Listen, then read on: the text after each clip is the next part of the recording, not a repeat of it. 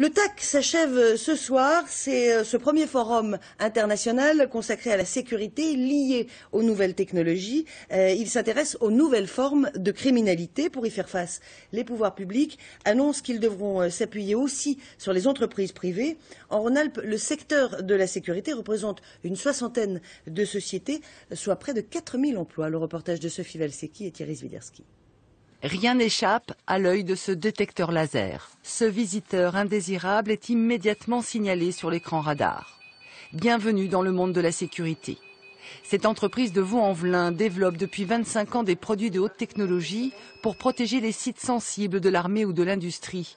Une petite entreprise de 50 salariés qui ne connaît pas la crise.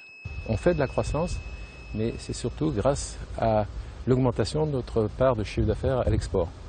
Bon, on est leader sur notre marché en France, donc on va dire qu'on va subir la crise française.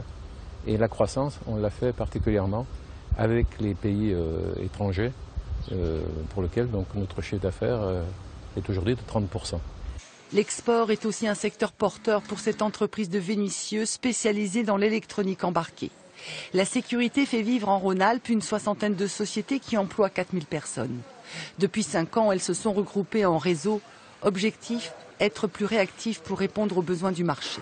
Un exemple, c'est la cybercriminalité. C'est vraiment le sujet sur lequel on va pouvoir se mobiliser dans les années à venir.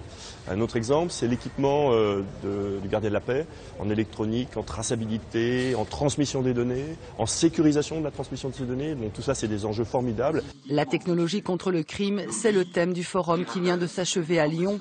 L'occasion pour les forces de sécurité d'afficher leur volonté de collaborer avec le secteur privé. Que ce soit les grandes entreprises que l'on connaît, mais aussi avec les petites PME qui savent développer des outils très performants. Voilà, c'est cet ensemble de partenaires qui doit essayer de faire que nous serons plus capables d'assurer la sécurité de nos concitoyens. À la clé, un marché d'une centaine de milliards d'euros que les entreprises rhône-alpines n'entendent pas laisser passer.